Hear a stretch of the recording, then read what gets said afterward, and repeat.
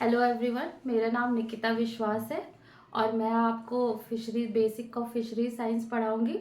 तो आज हम पढ़ेंगे कि फिशरीज सेक्टर क्यों डेवलप कर रहा है, उसका स्टेटस क्या है इंडिया में, बिहार में। फिर हम पढ़ेंगे उसका न्यूट्रिशनल स्टेटस क्या है, और फिर हम थोड़ा बायोलॉजी पढ़ेंगे, क्लासिफिकेशन।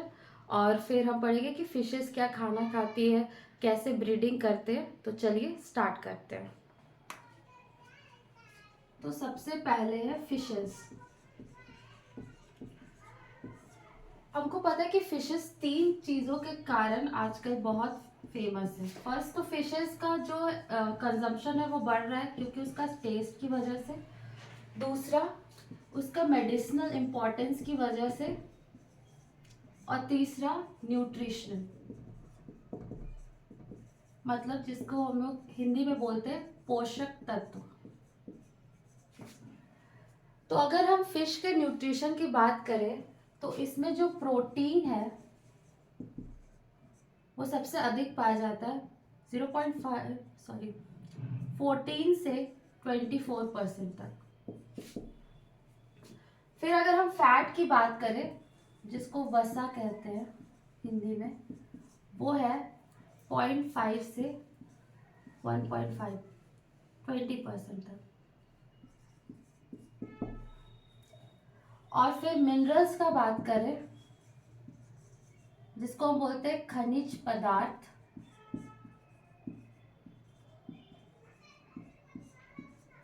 वो इसमें पाया जाता है लगभग 1 से 3.5% तक।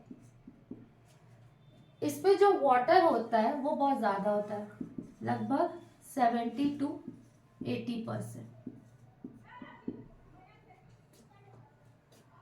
और फिश में रिच होता है पूफा।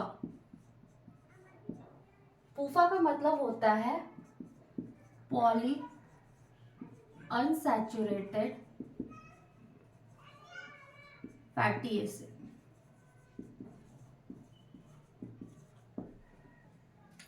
पॉली मतलब एक से ज्यादा, अनसैचुरेटेड हमको पता है कि कार्बन 4 बॉन्ड फॉर्म करता है, लेकिन जब हम अनसैचुरेटेड बोल रहे हैं तो या तो वो डबल बॉन्ड फॉर्म करेगा या तो वो ट्रिपल बॉन्ड करेगा। तो ये जो पॉली अनसैचुरेटेड फैटी एसिड है, इसमें कार्बन का लॉन्ग चेन होता है फैटी एसिड का, और इसमें डबल बॉन्ड होता है।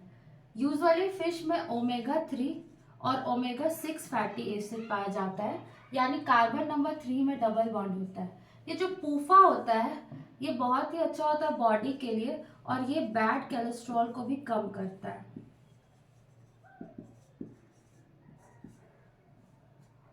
ठीक है।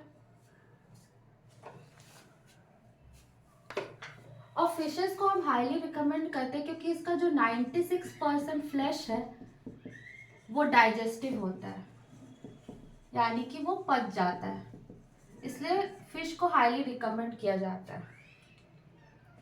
और fish highly rich in vitamin भी होता है। कौन कौन सी vitamin? Vitamin A, D, B6, B12। Vitamin A को हम रेटिनॉल के नाम से भी जानते हैं, जो कि आंखों के लिए अच्छा होता है। विटामिन डी को दूसरा नाम है कैल्सीफेरॉल, ये बोन्स के लिए अच्छा होता है। और विटामिन B6 होता है पायरोडॉक्सिन।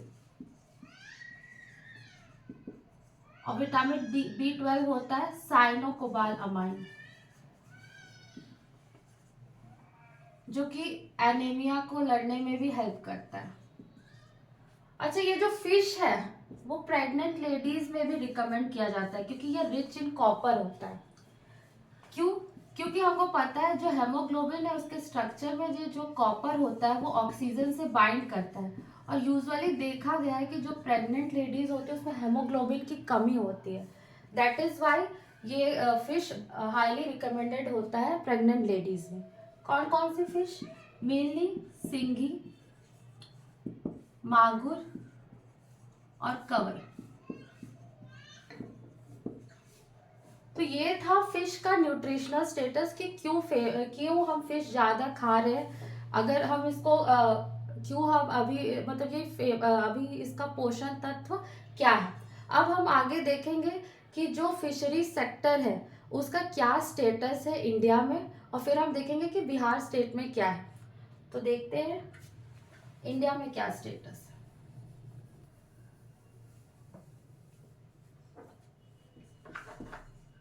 जिसको हिंदी में बोलते हैं परिदृश्य, फिशरी यानी मत्स्य। तो ये जो फिशरीज है इसका जो जीडीपी में योगदान है वो लगभग 1.1% है। और अगर हम बात करें एग्रीकल्चर में, एग्रीकल्चर की जीडीपी में, तो जो इसका योगदान है वो 6.72% है। अच्छा, फिशरीज और एग्रीकल्चर को अगर हम कंपेयर करें तो एग्रीकल्चर में क्या होता है, लैंड होता है, ठीक है। लैंड में हम बीज लगाते हैं और इसमें हम क्या डालते हैं, फर्टिलाइजर्स डालते हैं जैसे कि यूरिया वगैरह, और फिर हम खाद वगैरह डालते हैं जैसे काउडंग वगैरह, और फिर क्या होता है, फसल आता है, ठीक है। उसी तरह अगर हम फिशरीज की भी बात करें तो इसमें लैंड तो नहीं होता है, इसमें हम पानी में करते हैं, वाटर, और इसमें जो हम डालते हैं उसको हम जो सीड डालते हैं, फिश का जो स्पॉन होता है, जीरा जिसको कहते हैं, उसको हम लोग सीड भी कहते हैं। और इसमें भी हम फर्टिलाइजर्स वगैरह डालते हैं। क्यों? क्योंकि इसमें जो प्लांट्स होता है वो या तो फिश डायरेक्टली कंज्यूम करती है, मतलब खाती है, या तो ये ऑक्सीजन इससे लेती है। वाटर में तो डिजॉल्व ऑक्सीजन होता ही है, लेकिन ये प्लांट्स भी प्रोवाइड करती है, ठीक है, सन का एनर्जी को यूज करके। और प्लस ये जो प्लांट है जब डिकम्पोज होता है तो भी वो खाना प्रोवाइड करती है। तो इस तरह से हम कंपैरिजन कर सकते हैं कि इसीलिए हम फिशरीज को भी एक एग्रीकल्चर का ही एक सेक्टर मानते हैं, ठीक है।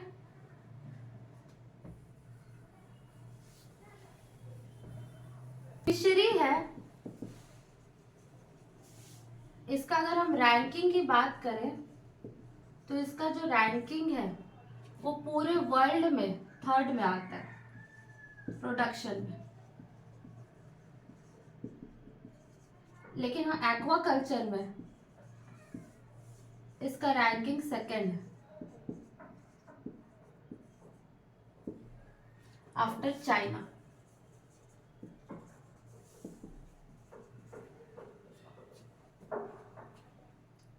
और अगर हम प्रोडक्शन की बात करें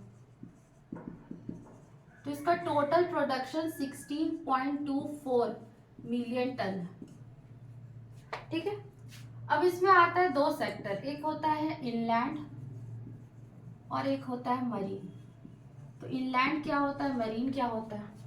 इनलैंड का मतलब होता है लैंड लॉक, जैसे ये हमारा कंट्री इंडिया है, सॉरी डायग्राम पे ना जाए। मेरीन सेक्टर होता है जो इस पेनिसुलर एरिया में मेरीन कंट्री जैसे केरला वगैरह हो गया।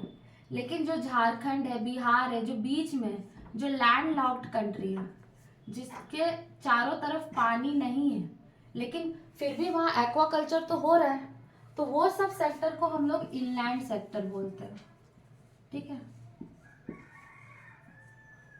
तो अभी अभी जो है ना मेरीन सेक्टर से ज्यादा इनलैंड सेक्टर पे, क्योंकि जो मेरीन सेक्टर है वो जितना डेवलप होना था हो गया, लेकिन अभी सबसे ज्यादा डेवलप का चांसेस इनलैंड सेक्टर में। और प्रोडक्शन की भी हम बात करें तो जो मेरीन सेक्टर है उससे लगभग 4.21 मिलियन टन है, जबकि इनलैंड सेक्टर का प्रोडक्शन 12.12 मिलियन टन है,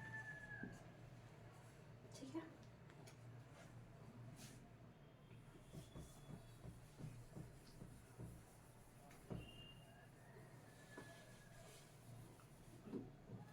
अगर हम बात करें कंजम्पशन की तो जो per capita consumption per capita consumption का मतलब एक आदमी पूरे एनुअल एक साल में कितना फिश कंज्यूम करता है, उसको हम बोलते हैं, कंज्यूम मतलब खाता है, उसको हम बोलते हैं पर कैपिटा कंजम्पशन। तो अभी वो इंडिया का कितना है, 9 kg, ठीक है, जबकि वर्ल्ड का कितना है, 17 kg।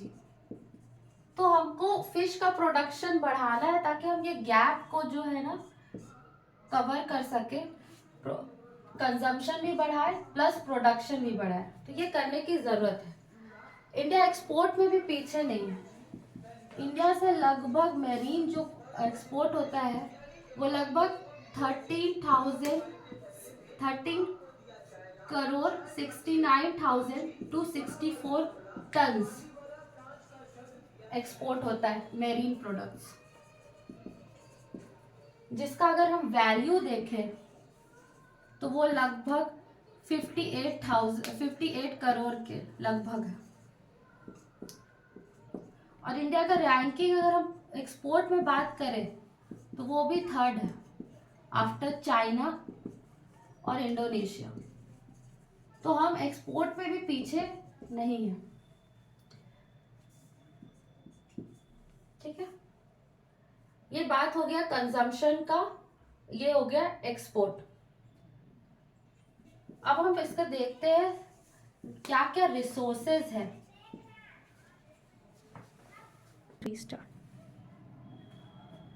ये हम बात कर रहे हैं इंडिया का रिसोर्सेज का। तो अगर हम बात करें टैंक्स और पॉन्ड्स की, पॉन्ड्स मतलब तालाब, तो वो हम है 2.41 मिलियन हेक्टेयर। फिर हम बात करें रिजर्वायर, जिसको हिंदी में जलाशय भी बोलते हैं, वो है फ्रेश वाटर का अगर हम बात करें तो वो है 3.14 मिलियन हेक्टेयर।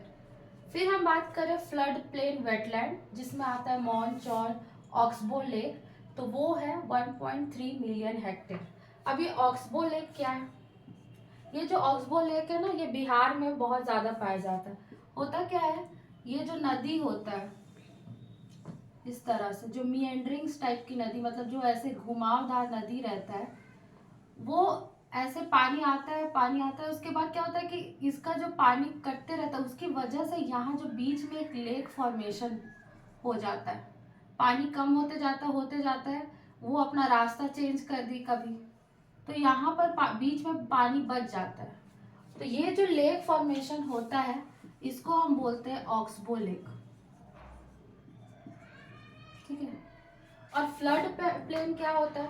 फ्लड प्लेन यही होता है कि जो पानी नदी वगैरह है उसके आसपास पानी जो जमा हो जाता है, उसकी वजह से जो उपजाऊ नदी मतलब तालाब टाइप बन जाता है, उसको हम बोलते हैं फ्लड प्लेन वेटलैंड। तो इसका अगर हम एरिया की बात करें तो वो कितना है, 1.3 मिलियन हेक्टेयर। और वही हम एग्रीकल्चर लैंड का बात करें तो वो टोटल कितना है, 2.3 मिलियन हेक्टेयर। और नहर और नाले ये सब कितना है, 0.23 मिलियन हेक्टेयर। तो इससे पता चलता है कि जो हमारा लैंड है वो तो कम है, लेकिन जो वाटर बॉडी है वो ज़्यादा है। तो इन फ्यूचर अगर हम प्रोटीन का रिक्वायरमेंट लैंड से कितना ही पूरा कर पाएंगे, इसलिए हम वाटर पे डिपेंडेंट है। इसलिए आगे चलकर फिशरीज सेक्टर एक बहुत ही इम्पॉर्टेंट रोल प्ले करेगा प्रोटीन रिक्वायरमेंट को फुलफिल करने के लिए। और अगर हम बात करें कि ग्रोथ रेट कितना है, ग्रोथ रेट मतलब हर साल कितना तेजी से ये फिशरीज सेक्टर या फिर प्रोडक्शन बढ़ रहा है, तो वो है 10.34%। और ये जो फिशरीज सेक्टर है इसकी वजह से एम्प्लॉयमेंट जो मिल रहा है वो लगभग 14.99 मिलियन लोगों को मिलता है। मिलियन मतलब 1 मिलियन में 10 लाख होता है, डायरेक्टली या इनडायरेक्टली। अब डायरेक्टली और इनडायरेक्टली का मतलब क्या होता है, डायरेक्टली जैसे जो मछुआरा लोग मछली पकड़ रहा है, जो मछली बेच रहा है, वो तो डायरेक्टली एम्प्लॉयड है ही। इनडायरेक्टली क्या है कि बहुत सारे प्रोसेसिंग होता है, जैसे फिश को फैक्ट्रीज में कट करके उसका फ्लैश बेचा जाता है, प्रोसेस्ड फिश जिसको बोलते हैं, बहुत सारा उसका बाय प्रोडक्ट्स बिकता है, उसका कटलेट, कुछ कुछ सामान वगैरह, वो सब इनडायरेक्टली है। तो इस तरह से पूरा जो एम्प्लॉयमेंट प्रोवाइड करता है वो लगभग 14.99 मिलियन। अब हम बात करते हैं बिहार की।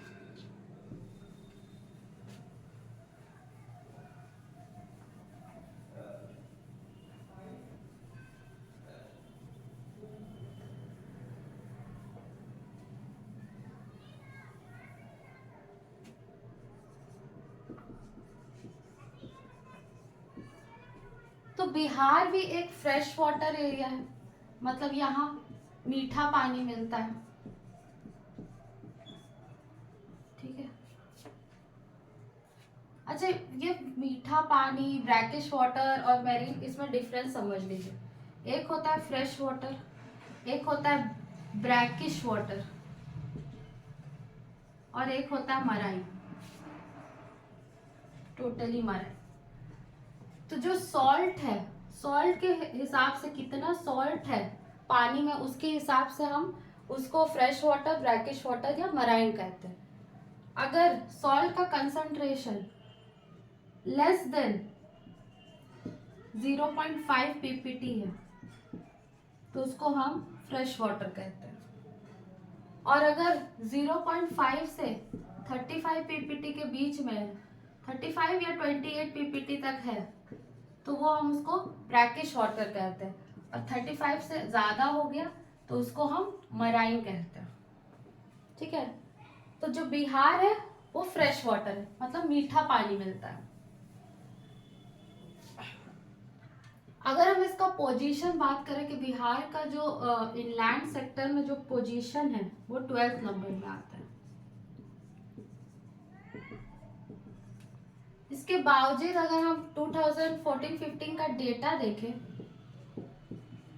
तो इसका डिमांड जो फिशेस का है वो लगभग 6.3 लाख टन है, लेकिन जो हम सप्लाई कर पाते हैं वो मात्र 4.7 लाख टन है,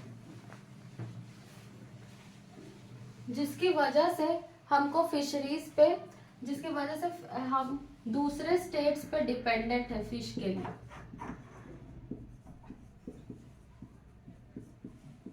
ठीक है। तो इसीलिए हमको फिशरी, बिहार में जो फिशरीज सेक्टर है उसको डेवलप करने की जरूरत है। और अगर हम इसका पर कैपिटा कंजम्पशन देखें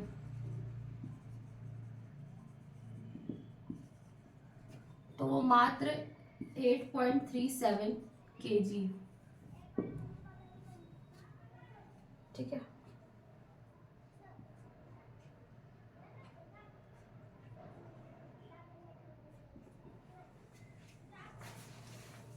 इसके रिसोर्सेज की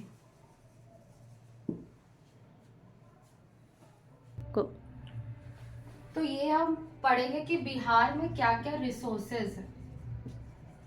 तो बिहार में जो तालाब व पोखर है उसका जो एरिया है वो 93,296 हेक्टेयर है, जिसका एवरेज प्रोडक्शन लगभग, एवरेज प्रोडक्शन मतलब कि एक हेक्टेयर में कितना केजी उत्पादन होता है। तो तालाब व पोखर में कितना होता है 2,990 केजी, और जबकि इसका कैपेसिटी कितना है 10,000 से 15,000 तक। वही हम जो बात करेंगे ऑक्सबो, जो मॉन जिसको बोलते हैं, उसका एरिया है 9,000 हेक्टेयर, और जिसका एवरेज प्रोडक्शन है 700, और जिसका कैपेसिटी है कितना 2,000 केजी पर हेक्टेयर तक। वही चौर बोलेंगे जिसमें जल जमने वाला जो क्षेत्र है उसका एरिया है 4,97,000, और जिसका एवरेज प्रोडक्शन कितना है 170, और जिसका कैपेसिटी है 700 से 800। वही जो जलाशय और रिजर्वायर है उसका एरिया 26,304 है, और जिसका एवरेज प्रोडक्शन कितना है 8 केजी पर हेक्टेयर, जबकि इसका कैपेसिटी कितना है 200 तक। वैसे ही नदी कितना है 3200 किलोमीटर लगभग नदी का एरिया का है, जिसके से प्रोडक्शन अभी तक 26 केजी पर किलोमीटर, क्योंकि ये नदी किलोमीटर में रहेगा ना, तो और जबकि इसका कैपेसिटी कितना है 83 केजी पर किलोमीटर। तो ये जो तालाब का एरिया जो 93,296 है, इसमें से जो 26,000 हेक्टेयर का जो एरिया है ना, वो गवर्नमेंट देखती है, बिहार सरकार देखती है, और वो उससे प्रोडक्शन उसका कर पाती है। बाकी जो एरिया है वो प्राइवेट सेक्टर के अंतर्गत आता है। मतलब जो लगभग 54,000 हेक्टेयर का जो एरिया है, जो वो प्राइवेट मतलब निजी निजी लोग करते हैं, ठीक है, जिसमें से प्रोडक्शन लगभग 15,000 केजी पर हेक्टेयर है। और हमको पता है एक होता है कैप्चर फिशरीज, एक होता है कल्चर फिशरीज, ठीक है। तो दोनों में डिफरेंस क्या है? कैप्चर मतलब जब हम लोग जब जाल वगैरह से कैप्चर करके खुद से प्रोडक्शन नहीं कर रहे, जो नदी में नेचुरली जो मछली पकड़ के कर रहे, तो उसको हम बोलते हैं कैप्चर फिशरीज। लेकिन जब हम तालाब पोखर या फिर कहीं पे अपने से जीरा डाल के अगर उत्पादन कर रहे हैं, तो उसको हम बोलते हैं कल्चर फिशरीज। तो जो जो बिहार क्षेत्र है, वहाँ अभी कल्चर फिशरीज हर जगह नहीं होता है। ज़्यादातर जो कल्चर फिशरीज सिर्फ ज़्यादातर देखा गया है कि वो तालाब और पोखर से ही आता है, ठीक है। तो इसका तो प्रोडक्शन बढ़ गया है, उसका प्रोडक्शन 15,000 केजी पर हेक्टेयर तक है, कहीं कहीं देखा गया है। लेकिन जो अभी बिहार सरकार है, वो चाहती कि हर जगह से एवरेज प्रोडक्शन बढ़ के कितना आ जाए 5,000 से 8,000 केजी, मतलब ओवरऑल हर जगह से 5,000 से 8,000 केजी प्रति हेक्टेयर उत्पादन हो। तो इसके लिए सरकार क्या कर रही है? इसके लिए सरकार अभी बहुत सारा रोड मैप बना रही है। अब ये रोड मैप क्या है?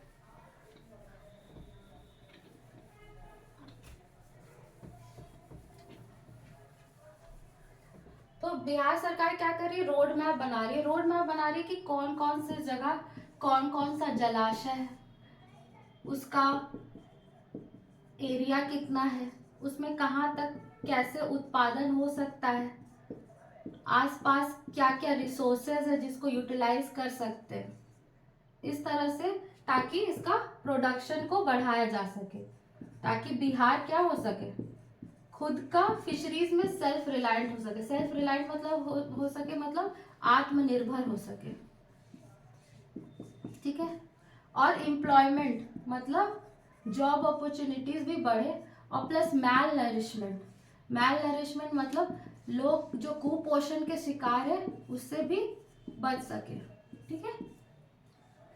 इसके लिए क्या सरकार बहुत सारा योजना बनाती है, स्कीम्स वगैरह।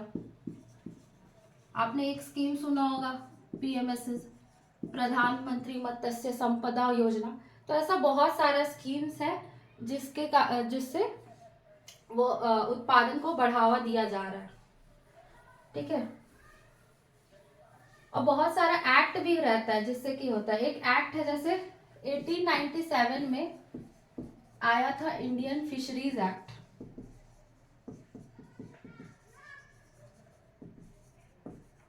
ठीक है। ये एक्ट के तहत जो मछलियां हैं, जो मैच्योर मछलियां पानी में रहती है ना, जो अंडा देने वाली है, वो मछलियों को पकड़ना बैन किया जाता है, ठीक है।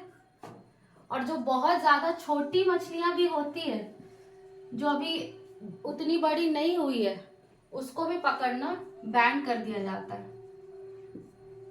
क्योंकि जो अंडा देने वाली मछलियों को अगर हम पकड़ लेंगे तो क्या होगा, फिश का पॉपुलेशन जो जनसंख्या वो घट जाएगा, और फिर हमको फिश बहुत कम मिलेगी। तो ये एक्ट आया था 1897 में, ये बहुत सारे एग्जाम्स में पूछा जाता है। तो ये था पूरे भारत और बिहार का परिदृश्य, अब हम थोड़ा बायोलॉजी के बारे में पढ़ेंगे, फिश का बायोलॉजी कि फिश क्या है। ठीक है, तो फिश क्या है, एक कोल्ड ब्लडेड है। अब ये कोल्ड ब्लडेड क्या होता है, इंसान क्या होता है, वार्म ब्लडेड। वार्म ब्लडेड और कोल्ड ब्लडेड में अंतर समझिए। जो इंसान होता है ना, जब बाहर ठंडा हो या गर्मी हो, वो अपना एक कांस्टेंट टेम्परेचर मेंटेन करता है। ऐसे जीव जंतु को हम क्या बोलते हैं, वार्म ब्लडेड। ठीक है, लेकिन जो फिश होती है ना, वो बाहर के इन्वायरमेंट के हिसाब से अपना टेम्परेचर चेंज कर देती है। अगर बाहर ठंडा होगा तो फिश भी ठंडी हो जाएगी, और अगर बाहर गर्मी होगी तो वो भी गर्म हो जाएगी। तो इसलिए उसको बोलते हैं कोल्ड ब्लडेड। और ये ठीक है, और ये सांस क्या से लेती है, इंसान सांस लेता है गिल से, सॉरी, इंसान सांस लेता है लंग से, और जो ये फिश है वो सांस लेती है गिल से। जो प्रिमिटिव फिश थी उसमें लंग्स भी होता है सांस लेने के लिए, लेकिन जो नई प्रजाति की मछली है उसमें सिर्फ गिल्स होता है। आगे हम पढ़ेंगे कि कौन कौन सी मछलियां जो लंग से भी सांस लेती है। ठीक है,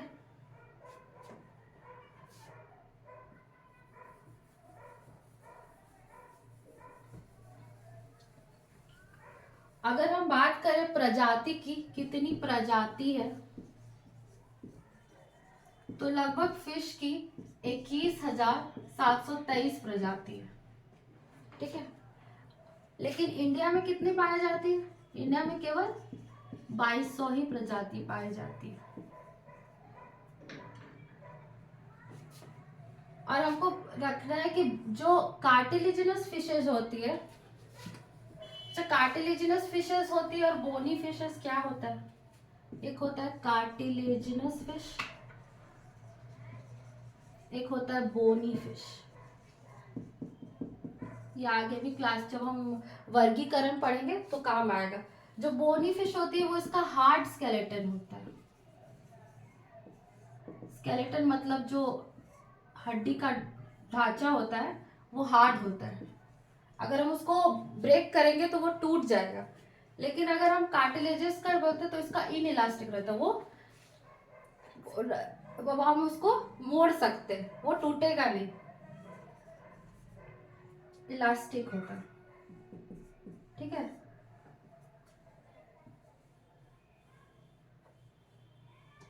तो जो ज्यादा ज्यादा जो पाया जाता है वो बोनी फिशेस रहता है, कार्टिलेजिनस फिश कम पाया जाता है। अब हम पढ़ते हैं कि फिशेस के बारे में सबसे पहले कैसे पढ़ना स्टार्ट किया था, कौन कौन सी बुक्स आई थी। तो सबसे पहले जो आई थी वो आई थी 1788 में, सॉरी 1785 में, ब्लॉच नाम के साइंटिस्ट ने दी थी।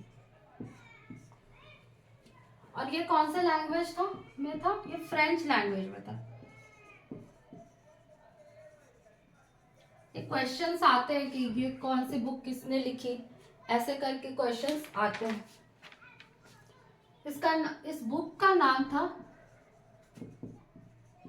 अस्लैडिस फोसे।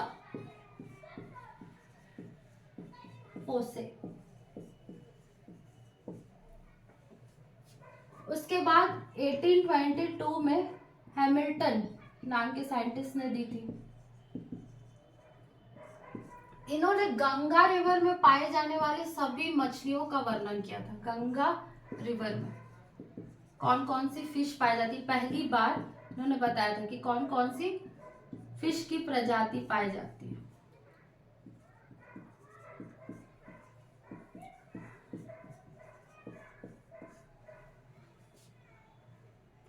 उसके बाद 1878 में फ्रांसिस डे नाम के साइंटिस्ट थे। इन्होंने श्रीलंका, इंडिया और म्यांमार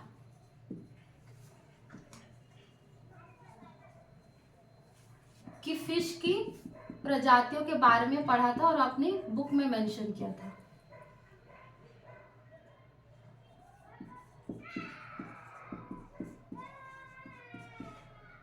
तो जो पहले जो हम कहे कि फिश के बारे में जो हम जानना स्टार्ट किए थे, तो ये सब बुक्स डिटेल में थी। और ये क्वेश्चंस भी आती है कि हैमिल्टन ने कौन से रिवर की थी, फ्रांसिस डे ने कहाँ की मछलियों के बारे में कहते हैं, ये क्वेश्चंस आता है।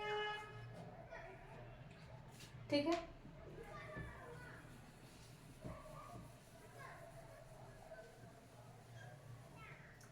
फिर 18th सेंचुरी में जो हम पढ़ रहे हैं थोड़ा क्लासिफिकेशन के बारे में। और हम अभी देखेंगे कि 18th सेंचुरी में जो स्वीडिश साइंटिस्ट थे, इसका सुना होगा आपने नाम, कैरोलस लिनियस। इन्हें जो एनिमल है उसको उन्होंने 6 पार्ट में डिवाइड कर दिया था। ठीक है,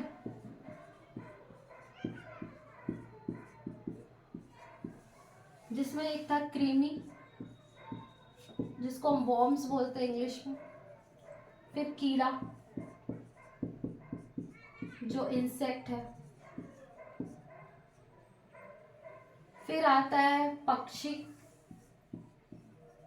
जिसको हम एव्स बोलते हैं या बर्ड्स बोलते हैं। फिर आता है रेप्टाइल्स,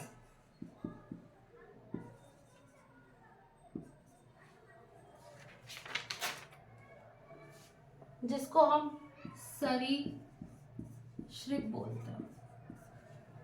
और फिर आता है चतुष्पाद। ठीक है, तो ये इनका जीव जंतु को, एनिमल्स को इन लोगों ने 6 पार्ट में ये उन्होंने डिवाइड किया था। फिर एक हायरार्की होता है, जो हम किसी का भी क्लासिफिकेशन पढ़े ना, तो हम एक हायरार्की को फॉलो करते हैं कि ये कौन सा वर्ग में आता है, हायरार्की को फॉलो करते हैं। ये भी लिनियस ने ही दिया था, जो कि है पहला किंगडम, फिर आता है फाइलम, फिर आता है ऑर्डर,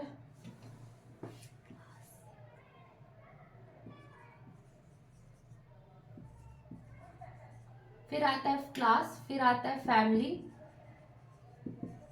फिर आता है जीनस, और फिर आता है स्पीसीज। ठीक है, किंगडम को हम जगत कहते हैं,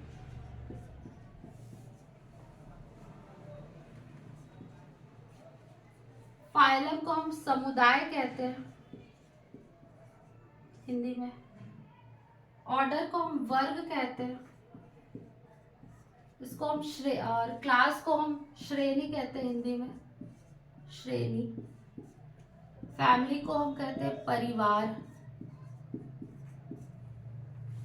जीनस को हम कहते हैं प्रजाति,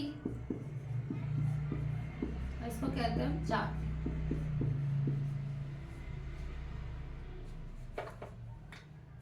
सॉरी, जीनस को हम कहते हैं वंश, इसको कहते हैं हम प्रजाति। ठीक है, तो हमको पता है जो फिश की हम बात करें तो वो एनिमेलिया किंगडम में आती है, क्योंकि ऑब्वियसली फिश एक एनिमल में आती है। और अगर हम जो फाइलम की बात करें तो ये कॉर्डेटा होता है, कॉर्डेटा। कॉर्डेटा के अंदर क्या क्या आता है, इसमें फिशेज आती है, बर्ड्स आता है, रेप्टाइल्स आता है, मैमल्स होता है, जो स्तनधारी जीव होते हैं, मैमल्स, फिशेस, बर्ड, और एम्फीबियंस आते हैं, जो कि पानी और जमीन दोनों में रहते हैं।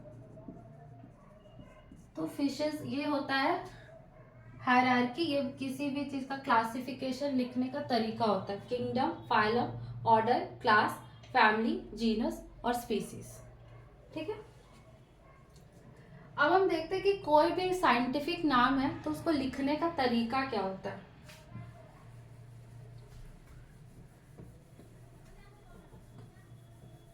अब जैसे कि एक मछली का पता नहीं आपने सुना है कि नहीं, रोहू। तो उसका साइंटिफिक नाम क्या होता है? लेबियो रोहिता। ठीक है, तो इसको अगर हम टाइप करके लिख रहे हैं कंप्यूटर में तो हम कैसे लिखे थे? इटैलिक्स में, इटैलिक्स।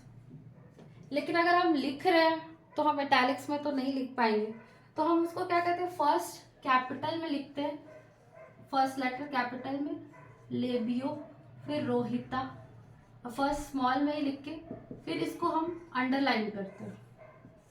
ठीक है, और बहुत सारा जगह हम इसको कॉमा दे के किसने इसको खोजा था, जैसे इसको खोजा था हैमिल्टन ने, तो इसको हम लिखते हैं हैमिल्टन। किस ईयर खोजा था? 1822। ठीक है, तो इस तरह से लिखते हैं। जैसे एक फिश होती है हॉर्स मैकरल, जिसको हम बोलते हैं मेगालैप्सिस कॉर्डियला, तो उसको हम ऐसे लिखेंगे मेगालैप्सिस कॉर्डियला, फिर अंडरलाइन करेंगे। इसको खोजा था लीनियस ने, तो उसका नाम लिखेंगे लीनियस, फिर कॉमा, कब खोजा था? 1878 लगभग। तो इस तरह लिखेंगे। बहुत बार हम जब रोजमर्रा यूज करते हैं तो हम ऑथर और ईयर नहीं लिखते हैं, लेकिन कभी भी हम क्वेश्चन पूछा जाता है कि इसका साइंटिफिक नेम क्या है, अगर वैसे तो एमसीक्यू आता है तो उसमें तो मार्क कर देते हैं, इटैलिक्स में रहता है, लेकिन जब एग्जाम किसी रिटन एग्जाम में रहता है तो हम बस ये जरूर लिखते हैं नाम, और उसको अंडरलाइन जरूर करते हैं। तो ये था कि किस तरह से हम साइंटिफिक नेम लिखते हैं, किस तरह से हायरार्की होता है, वो हमने पढ़ा। अब हम पढ़ेंगे वर्गीकरण, मतलब क्लासिफिकेशन कैसे करते हैं। बहुत सारे साइंटिस्ट जो थे उन्होंने क्लासिफिकेशन दिया, लेकिन जो हम फॉलो करते हैं सबसे ज़्यादा जो फॉलो होता है वो बर्ग का क्लासिफिकेशन। ठीक है, तो जो हमने क्लासिफिकेशन पढ़ा था उसमें मैंने पहले ऑर्डर बोल दिया था, वो एक्चुअली ऐसे होता है, पहले kingdom, phylum, class, order, family, genus, species. तो आप उसको याद करने के लिए ऐसे कर सकते हैं कि किंगडम फाइलम तो हमको याद ही रहता है, किंगडम पहले होता है फिर फाइलम, आप COFGS करके याद कर सकते हैं, class, order, family, genus, species. ठीक है, और इसको हिंदी में क्या होगा भाई? जगत, समुदाय, वर्ग, श्रेणी, परिवार, वंश और फिर प्रजाति। ठीक है, इंग्लिश में तो सिंपल है, kingdom phylum COFGS, kingdom phylum, class, order, family, genus, species. तो अब हम आगे बढ़ते हैं बर्ग का क्लासिफिकेशन में, जो कि सबसे ज्यादा एक्सेप्टेड है। क्लासिफिकेशन मतलब वर्गीकरण। ठीक है, तो जो बर्ग थे उसने जो फिश पूरी है उसको 7 पार्ट में बांटा, 7 पार्ट्स में। ठीक है, लेकिन हम इसमें से सिर्फ 4 पार्ट को ही पढ़ते हैं ज्यादातर, क्योंकि जो 3 पार्ट है वो एक्सटिंक्ट हो चुकी है, कंप्लीटली एक्सटिंक्ट हो चुकी है, मतलब लुप्त हो चुकी है। ठीक है, और ये जो एक्सटिंक्ट वाला जो है वो प्रिमिटिव वाला जो वो होता है प्लैकोडम्स, प्लैकोडम्स जिसको बोलते हैं। प्लैकोडम्स को हम आर्म्ड फिशेस भी बोलते हैं, क्योंकि वो आर्मर की तरह उसमें हार्ड शेल रहता था, और वो पहले पाई जाती थी, अभी नहीं पाई जाती, वो लुप्त हो चुकी है, वो होते हैं प्लैकोडम्स। उसमें 3 क्लासेस है तो वो हम नहीं पढ़ेंगे, जो इम्पॉर्टेंट हमारा है वही पढ़ेंगे हम, जो कि 4 है। फर्स्ट है इलास्मोब्रांड्स। ठीक है, इलास्मोब्रांड्स मैंने अभी आपको बताया क्या होता है, वो होते हैं कार्टिलिजिनस फिशेस, कार्टिलिजिनस फिश जिसका बोन इलास्टिक होता है। तो इसमें इसका एग्जाम्पल है स्केट्स, रे। स्केट्स और रे तो आपने नहीं सुना होगा, लेकिन आपने सुना होगा शार्क। ठीक है, तो इसका इलास्मोब्रांड का एग्जाम्पल है स्केट्स, रे और शार्क। फिर टेलोस्टे क्या होती है? Bony fishes. बोनी फिशेस में बहुत सारा रहता है, जो ये रोहू, कतला, मृगल, सारा ये सब बोनी फिशेस में आ जाता है। ठीक है, फिर आता है हेलोसिफेली। सिफेली का मतलब होता है हेड, और होलो का मतलब होता है इंटायर। ठीक है, तो होलोसिफेली है, इसका एग्जाम्पल है काइमेरा। फिर आता है डिप्नोई। डिप्नोई में आता है लंग फिशेस। अभी मैंने बोला था कि कुछ फिशेस जो होती है प्रिमिटिव फिशेस वो लंग से भी सांस लेती है, तो ये डिप्नोई परिवार के अंदर जो आता है ये सब लंग फिशेस आती है। इसमें हमेशा ये क्वेश्चन पूछा जाता है, ये एग्जाम्पल के साथ कहाँ से है। फर्स्ट है प्रोटोप्टेरस। ये जो प्रोटोप्टेरस है इसको क्या बोलते हैं, अफ्रीकन लंग फिशेस, ठीक है। फिर आता है नियोसेराटोडस। नियोसेराटोडस ऑस्ट्रेलियन लंग फिशेस। और फिर आता है लेपिडोसेरिन जिसको बोलते हैं साउथ अमेरिकन लंग फिशेस, ठीक है। आप ऐसे याद कर सकते हैं कि इसको पुराना पुराना में आप याद कर सकते हैं अफ्रीकन लोग पुराने, ये तरीका आप अपने हिसाब से याद करते हैं। न्यू नया, तो नया ऑस्ट्रेलियंस, और फिर लेपिडो साउथ अमेरिकन। ये बहुत इंपॉर्टेंट है और इससे हमेशा क्वेश्चंस आते हैं कि प्रोटोप्टेरस कौन सी लंग फिशेस है, नियोसेराटोडस, लेपिडोसेरिन, ठीक है। तो बर्ग का फिश को उन्होंने कितने 7 पार्ट में क्लासिफिकेशन किया, जिसमें से हम 4 इंपॉर्टेंट है, इलास्मोब्रैंक, हेलोसिफेली, डिप्नोई, टिलोस्टियर। टिलोस्टियर क्या है, बोनी फिशेस है। इलास्मोब्रैंक है हमारे कार्टिलेजिनस फिशेस है। और फिर ये हेलोसिफेली, ये इसमें कैमेरा आते हैं जिसमें सिफेली का मतलब हेड होता है, हेलो इंटायर हेड होता है। और ये डिप्नोई कौन सी फिशेस है, ये है लंग फिशेस। और इसमें इंपॉर्टेंट क्या क्या है, प्रोटोप्टेरस, नियोसेराटोडरस और लेपिडोसेरिन, ठीक है। अब ये जो टिलोस्टेई है इसको फर्दर फिर क्लासिफाई किया गया है क्रॉस पेटर्गी और एक्टिनोपेटर्गी में, ठीक है। अब ये जो क्रॉस पेटर्गी है इसको बोलते हैं लोब्ड फिन फिशेस। इसके जो फिशेस होते हैं ना ये थोड़ा लोब्ड टाइप का रहता है, तो ये बोलते हैं लोब्ड फिन फिशेस। और जो एक्टिनोपेटर्गी होती है जो वो होता है रे फिन्ड फिशेस। जो अभी आधुनिक जो नई फिशेस आती है वो सब एक्टिनोपेटर्गी में आती है, ठीक है। इसमें भी जो ऑस्टियोलेपिफॉर्मिस है वो भी लुप्त हो चुका है, ये अब नहीं पाई जाती है। और जो सिलोकैंथीफॉर्मिस है उसमें आता है लेटिमेरिया। और जो सिलोकैंथ फिश है उसको हम लिविंग फॉसिल भी बोलते हैं। फॉसिल क्या होता है, फॉसिल से हम जनरली जानते हैं कि जो पुराना जीव जंतु होता है जो एक्सटेंट हो चुका है, जिसको हम देखकर पुराने जीव जंतु के बारे में जानते हैं। तो जो लेटिमेरिया बहुत पुरानी है लेकिन अभी भी पाई जाती है, जिंदा है, और उसको हम देख के प्रिमिटिव फिशेस के बारे में पढ़ते हैं, इसीलिए हम लेटिमेरिया को लिविंग फॉसिल भी कहते हैं, ठीक है। और ये जो ऑस्ट्रियोलेपिफॉर्मिस है ये भी एक्सटेंट हो गई है। इसके बाद एक्टिनोपेटर्गी को भी 4 पार्ट में क्लासिफाई किया गया है जो कि हम आगे पढ़ेंगे। अब हम एक्टिनोपेटर्गी बोलते हैं, एक्टिनोपेटर्गी को हम 4 पार्ट में डिवाइड करते हैं। पहला है पॉलिप्टेरिफॉर्मिस, फिर एमीफॉर्मिस, एक्केंसीपेंसरफॉर्मिस और वर्टिब्रल फिशेस। जो पॉलिप्टेरिफॉर्मिस है ये इसका एग्जाम्पल है पॉलिप्टेरिस, ठीक है। इसमें अफ्रीका में पाए जाने अफ्रीकन वाटर्स में पाए जाने वाली फिशेस है। फिर है एमीफॉर्मिस, इसका एग्जाम्पल है एमिया काल्वा, ये अमेरिकन वाटर्स में पाई जाने वाली मछलियां हैं। और फिर है एक्केंसी पेंसर जिसका एग्जाम्पल है स्टर्जियन, इसका ये यूरोपियन नदियों की मछलियां हैं। और जो अभी आधुनिक मछलियां जो 60 से भी ज़्यादा अधिक प्रजाति है वो है वर्टिब्रल फिशेस के श्रेणी में आती है। तो ये है एक्टिनोपेटर्गी का क्लासिफिकेशन। अब हम आगे बढ़ते हैं।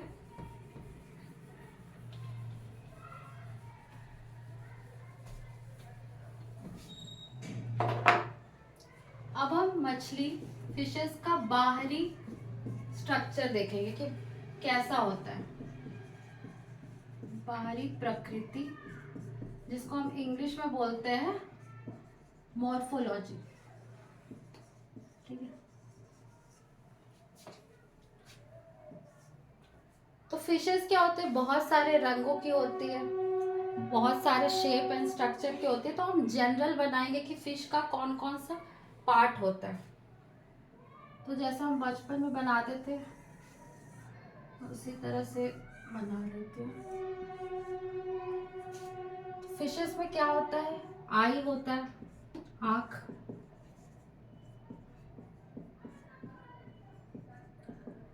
मुंह होता है जिसमें ऊपरी जबड़ा भी होता है और निचली जबड़ा भी होता है, जिसको हम अपर जॉ और क्या बोलते हैं, लोअर जॉ। ठीक है।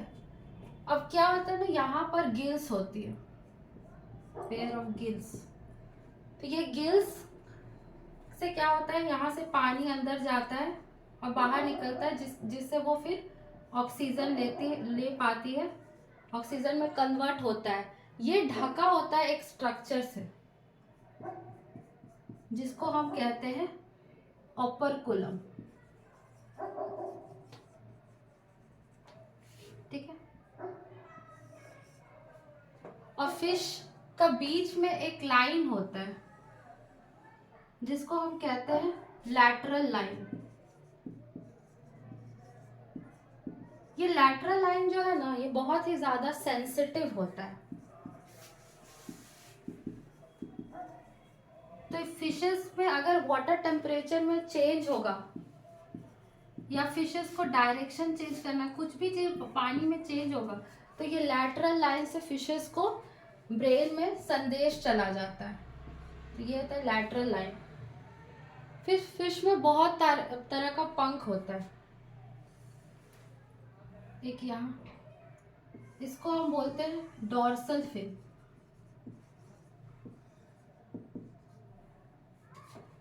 फिर यहाँ होता है, उसको हम बोलते हैं पेक्टोरल फिन। और फिर इधर भी एक पंख होता है। पंख के लिए हम एक नया डायग्राम बनाते हैं।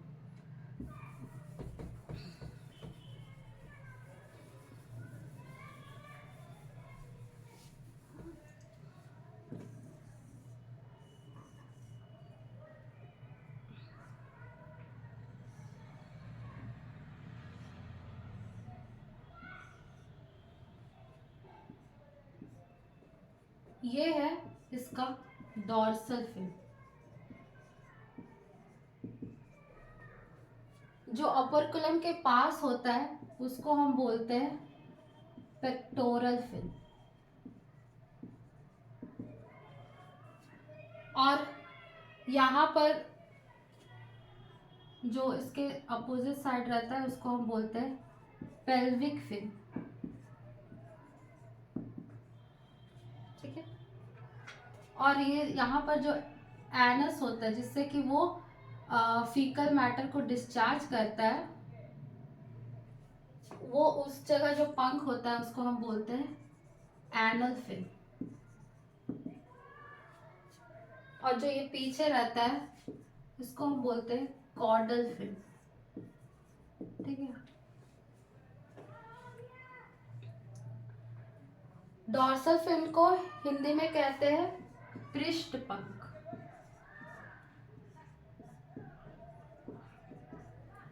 ठीक है। पेल्विक फिन को हम कहते हैं श्रोणि पंख।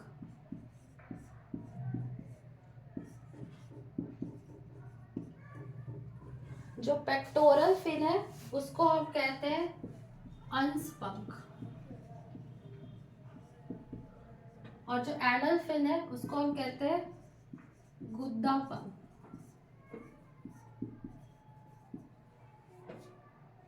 ठीक है। तो ये है फिश का स्ट्रक्चर। ये हो गया डॉर्सल फिन, जिसको हम बोलते हैं पृष्ठ पंख। ये जो गिल्स अपोर्कुलम के पास है वो पेक्टोरल फिन, जिसको हम बोलते हैं अंश पंख। फिर ये है इधर साइड पेल्विक फिन, जिसको हम बोलते हैं श्रोणि पंख। और जो एनस की तरफ होते हैं एनल फिन, उसको हम कहते हैं गुद्दा पंख। और फिर जो लास्ट में होता है कॉर्डल फिन। ठीक है। अब फिश का अगर हम सिमेट्री का बात करें तो वो होता है बायलैटरल सिमेट्रिकल।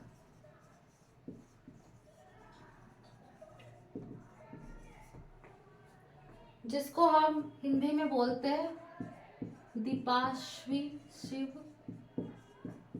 सममित। ठीक है, सममित।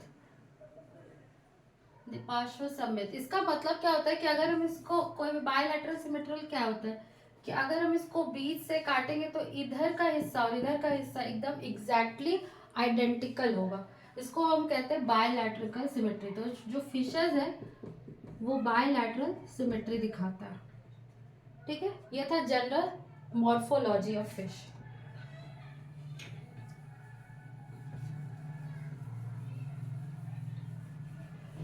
अच्छा, एक चीज है कि जो बहुत सारे मछली है ना, जैसे स्केल्स तो हम पढ़े कि फिश रहता है उसमें स्केल्स रहता है, यहाँ पर ओपर्कुलम के बाद जिसको हिंदी में चोया भी बोलते हैं वो स्केल्स रहता है। लेकिन बहुत सारी मछली है ना जिसमें स्केल्स नहीं रहता है, जैसे कि कैट फिशेस होता है उसमें स्केल्स नहीं पाया जाता है। और स्केल्स भी नॉर्मली 3 प्रकार का होता है। एक होता है प्लेकोइड स्केल,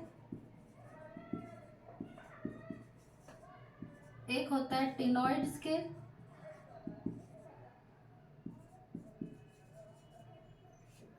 ठीक है। स्केल्स के बारे में हम डिटेल्स में बाद में पढ़ेंगे। अभी याद रखें कि बहुत जैसे स्केल्स कैटफिशेस में स्केल्स नहीं पाए जाते हैं, इसमें प्लेकोइड और टिनोइड स्केल्स होते हैं फिशेस में। ज़्यादातर जो शार्क वगैरह होता है ना उसमें प्लेकोइड स्केल्स रहता है।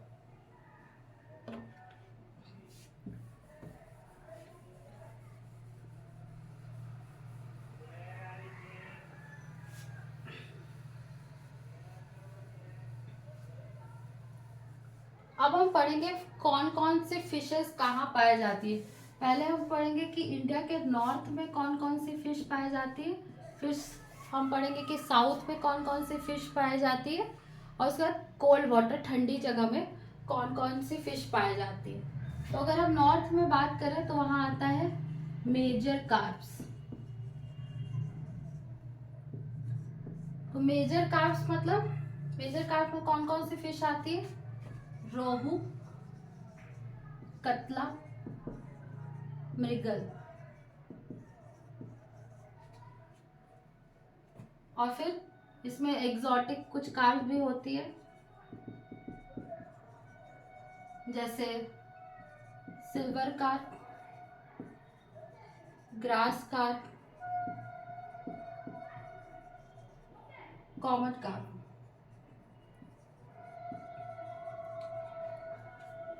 ये सब जो कार्प मछलियां हैं ये बड़ी बड़ी मछलियां रहती है, और इसका जो पेक्टोरल फिन है ना वो 11 स्केल को टच करता है, 11 स्केल को टच करता है, और ये बड़ी मछली होती है। और मेजर कार्प्स कमर्शियली ज्यादा इंपॉर्टेंट होती है। इसके बाद हम आएंगे पढ़ेंगे, फिर पढ़ेंगे हम माइनर कार्प्स के बारे में भी। तो रोहू है, इसका साइंटिफिक नेम क्या होता है, लेबियो रोहिता। फिर कतला का क्या होता है, कतला कतला। मृगल का क्या होता है, श्रेनस मृगला।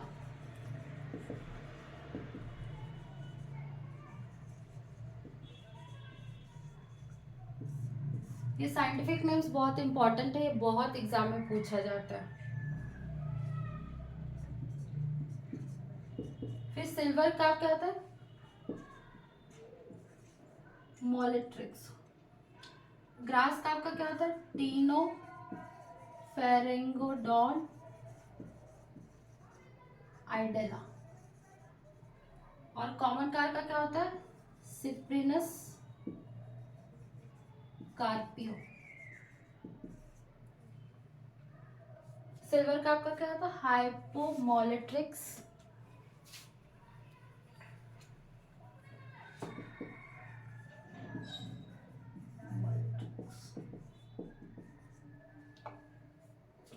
ठीक है, ये है मेजर कार्प्स।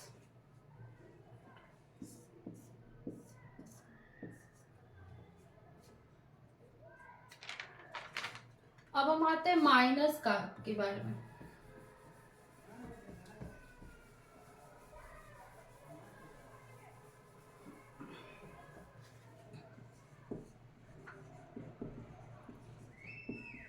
माइनर कार्प में लेबियो का ही स्पीसीज आता है, जैसे लेबियो बाटा,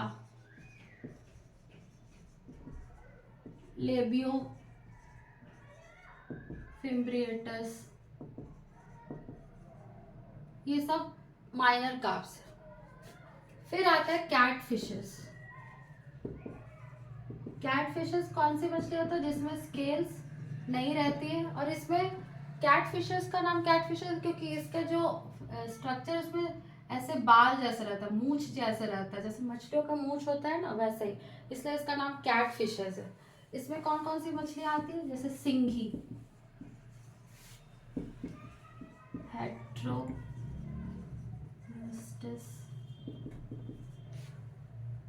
फॉसिलिस,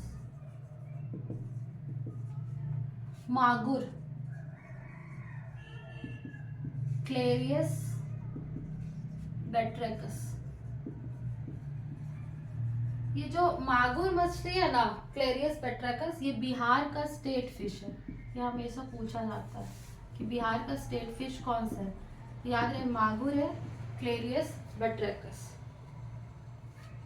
फिर है और कैटफिशेस बोले तो आता है वालगू अट्टू, ये क्या है, fresh water shark, fresh water shark.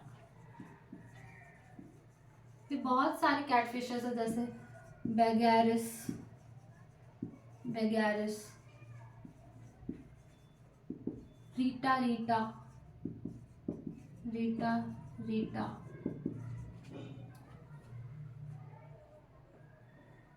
फिर है पंगाशियस,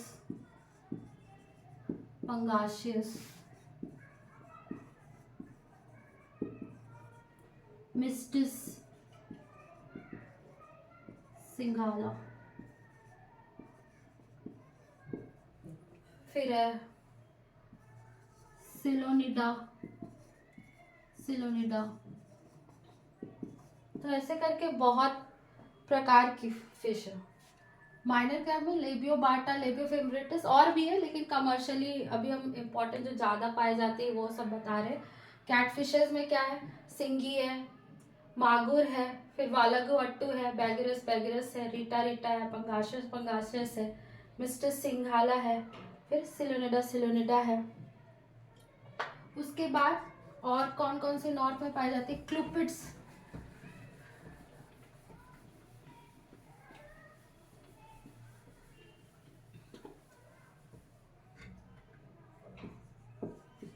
क्लूपिड्स एक फैमिली है फिश की, उसमें आता है इलिश। आपने सुना होगा वेस्ट बंगाल में बहुत मिलता है इलिश माछ, इलिश, टेन्यूलिसा इलिशा,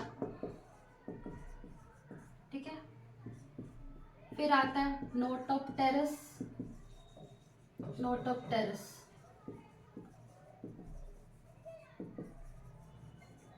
फिर आता है नोटोप्टेरस चिताला।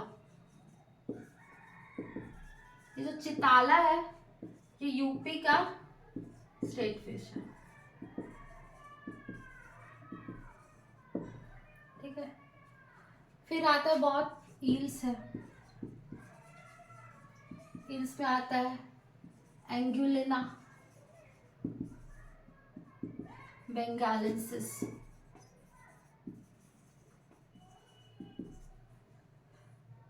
फिर आता है ऑप्थिमिसिस कुचिया, इसको फ्रेश वाटर मडी हील भी बोलते हैं,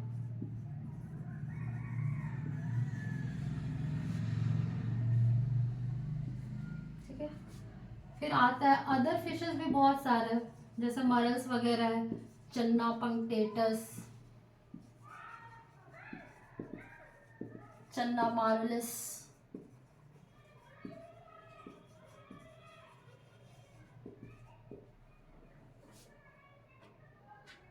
फिर बहुत सारा और भी है, एनाबास टेस्टुडियंस,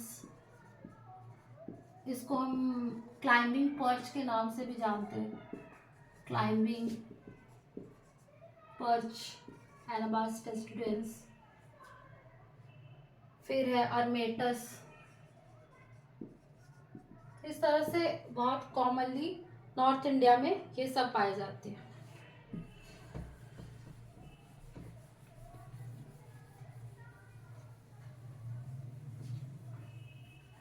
फिर अगर हम श्रिम्प या प्रॉन की बात करें, श्रिम्प और प्रॉन में डिफरेंस होता है, लेकिन अभी आप ये जान लीजिए कि जो प्रॉन होती है वो फ्रेश वाटर, झींगा झींगा जिसको हम बोलते हैं, वो मीठा पानी में होता है, और ये श्रिम्प जो होता है वो मरीन में होता है। ठीक है, तो जो फ्रेश वाटर में सबसे ज़्यादा जो ऐसे पाया जाता है वो मैक्रोब्रैकियम रोजनबर्गी है, जो कि जिसका हम उत्पादन करते हैं, और श्रिम्प सब और भी बहुत सारे, पीनियस मिनोडोम।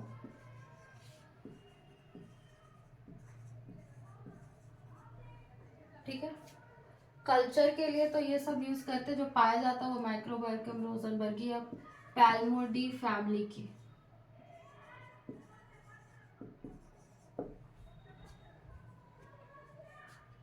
फिर मैक्रोबैकियम रोजन मैल्कम सोनी भी है।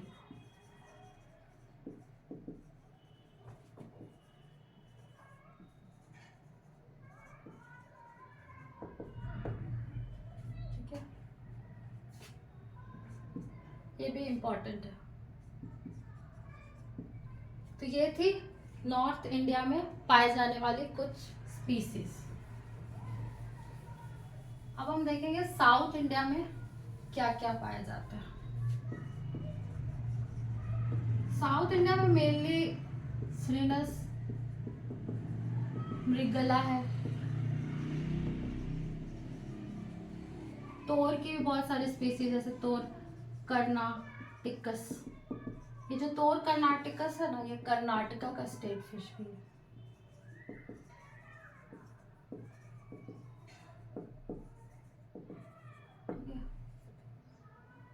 फिर बहुत सारी महाशीर वगैरह भी है। ये सब साउथ इंडिया में पाया जाता है। बहुत सारा श्रिम्प का वैरायटीज भी है।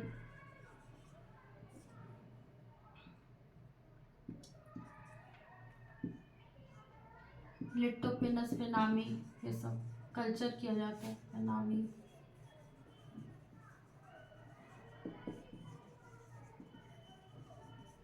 ये सब ठीक है, ये साउथ इंडिया के कॉमनली है। और बाकी बहुत सारे स्पीशीज जो नॉर्थ इंडिया में वो इधर भी है। फिर ये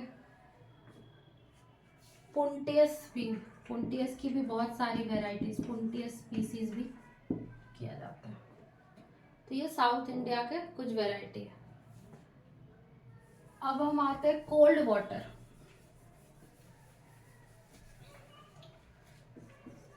कोल्ड वाटर फिशेस। तो कोल्ड वाटर में अगर हम कार्प का बात करें तो जो सबसे इम्पोर्टेंट कार्प आता है वो सीजोथोरैक्स की स्पीसीज आती है। इसका बहुत सारा, सीजोथोरैक्स, रिचर्डसोनी, ये सब।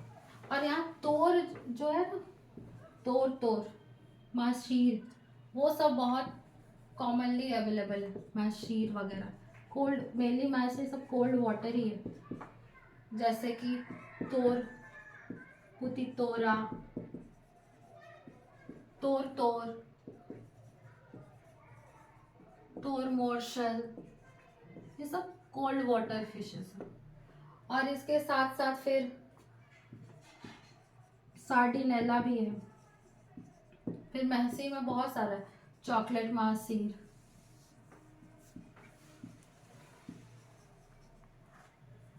ठीक है,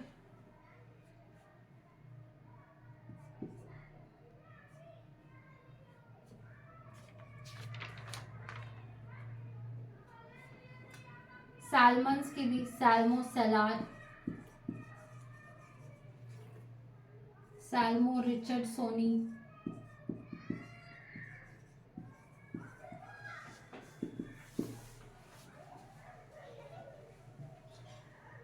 फिर कैटफिशेस में भी मिस्टिस सिंघाला भी।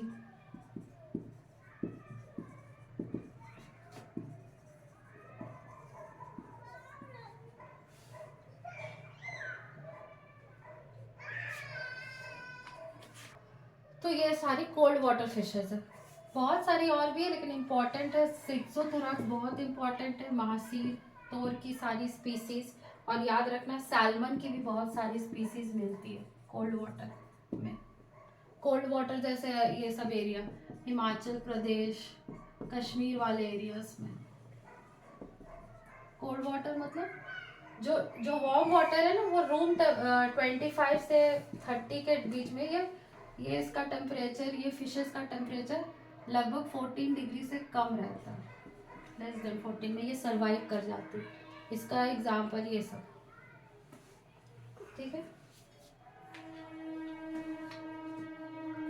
स्टार्ट। अब हम पढ़ेंगे कि मछलियाँ कौन कौन सा भोजन करती हैं, क्या खाती है।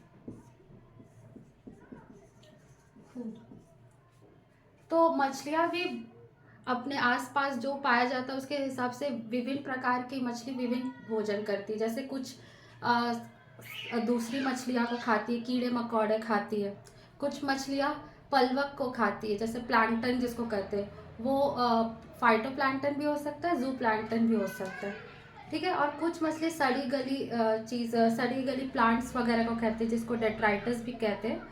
तो उस हिसाब से हमने मछलियों को बहुत पार्ट में क्लासिफाई किया है। पहला है जो हर्बीवोरस। हर्बीवोरस वो होता है जो सिर्फ प्लांट्स को खाते हैं, अदर प्लांट्स, ठीक है। कार्निवोरस वो होती है जो दूसरे फिशेस को खाती है, छोटी फिशेस को खाती है, या फिर जो इंसेक्ट्स वगैरह को खाती है, ठीक है। और ये जो हर्बीवोरस वो प्लांट्स भी खाती है, या तो वो फाइटोप्लैंक्टन भी खाएगी, फाइटोप्लैंक्टन, जिसको हम जीव पलवक भी बोलते हैं, ठीक है। कार फिर है हर्बीवोरस, फिर है ओमनीवोरस, जो कि प्लांट और एनिमल दोनों को खाती है, ठीक है। मेनली जो हर्बीवोरस है उसमें सिप्रिनिड्स की फिशेज आती है। जो कार्निवोरस है उसमें हम पर्च आता है, पर्च, मुरल, भेट की फिश। और जो ओमनीवोरस है उसमें कॉमन कार्प भी आता है। और जो हर्बीवोरस पे है उसमें जो सबसे इम्पोर्टेंट है, जैसे ग्रास कार्प, नाम से ही पता चल रहा है कि ग्रास मतलब ये खाती है। और फिर एक आता है डेट्रीवोर, जो सड़े गले प्लांट जो सड़ जाता है उसको खाते हैं, उसको हम बोलते हैं डेट्रीवोर। इसमें भी कॉमन कार्प आता है, ठीक है। तो आसपास जो फूड हैबिट है होता है, जो मिलता है उस हिसाब से जो फिशेज है वो हर्बीवोर्स भी हो सकती है, कार्निवोर्स भी हो सकती है, ओमनीवोर्स भी हो सकती है, और डेट्रीवोर्स भी हो सकती है। और जो प्लांट्स है, मतलब जो फिशेज है उसका, और जो प्लैंकटन जो सिर्फ प्लैंकटन खाता है, मतलब जो सिर्फ पलवक खाता है, जीव हो या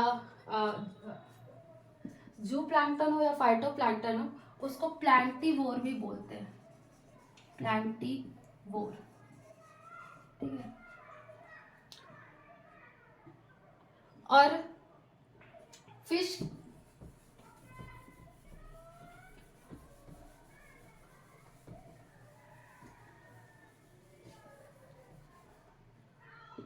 फिश पानी में भी कहाँ फीड कर रही है उसके हिसाब से भी उसको नाम दे गया। अगर वो सरफेस में खाना खा रही है तो उसको सरफेस फीडर बोलते हैं, ठीक है। अगर मीडियम में है तो उसको कॉलम फीडर बोलते हैं, और अगर नीचे का खाना खा रही है तो उसको बॉटम फीडर बोलते हैं। तो जो रोहू है वो सरफेस फीडर, और जो कटला है वो कॉलम फीडर, और जो बॉटम फीडर है वो तुम्हारा कॉमन कार्प वगैरह है, ये ग्रास कार्प वगैरह, क्योंकि वो घास वास नीचे का खाती है। तो इस तरह से फूड के हिसाब से वो डिफरेंट स्थान में भी खाती है, और जो आसपास खाना मिलता है उसके हिसाब से उसका हैबिटेट रहता है, प्लांटिवोर ये।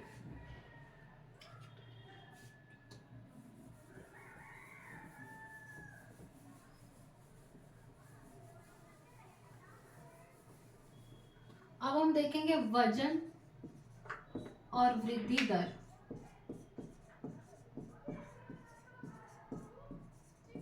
मतलब इंग्लिश में बोलेंगे तो वेट और लेंथ का रिलेशनशिप। तो हमको पता है कि जैसे जैसे फिशेस का वेट बढ़ता है ना, लेंथ बढ़ता है, उसके हिसाब से वेट भी बढ़ता है। और ये वेट लेंथ रिलेशनशिप इम्पॉर्टेंट क्यों है? क्योंकि इसके हिसाब से हम फिश का पता लगा सकते हैं कि कौन सी एज में वो मेच्योर होगी और कौन से एज में वो मेच्योर होके स्पॉनिंग करेगी, मतलब अंडा देगी।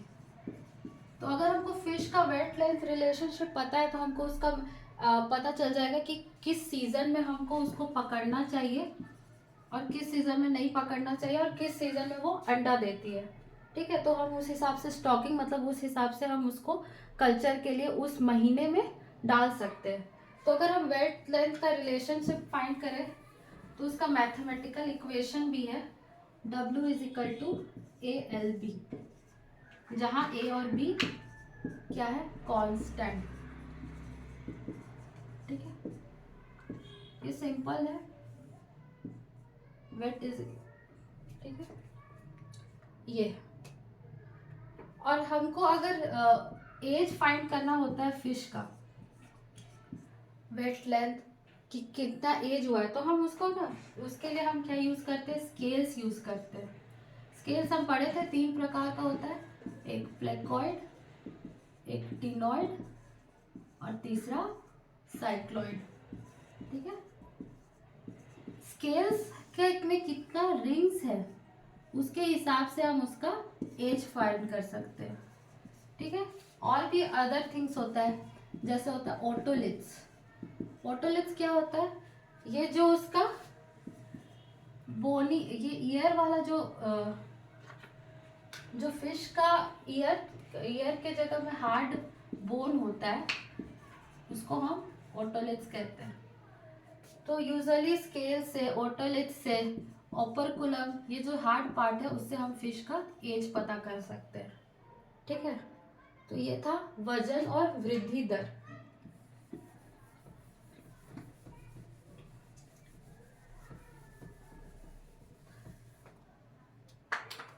तो आज हमने वो पढ़ा कि फिश का पोषक तत्व के बारे में पढ़ा, फिश का न्यूट्रिशनल स्टेटस पढ़ा।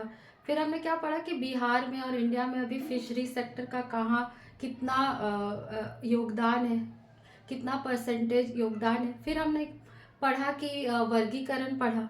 फिर हमने फिश का बाहरी ढांचे के बारे में पढ़ा। फिर नॉर्थ इंडिया, साउथ इंडिया और कोल्ड वाटर में कौन कौन सी मछलियाँ पाई जाती है वो पढ़ा। फिर हमने कौन कौन से फिश कौन कौन सा भोजन करती है वो देखा।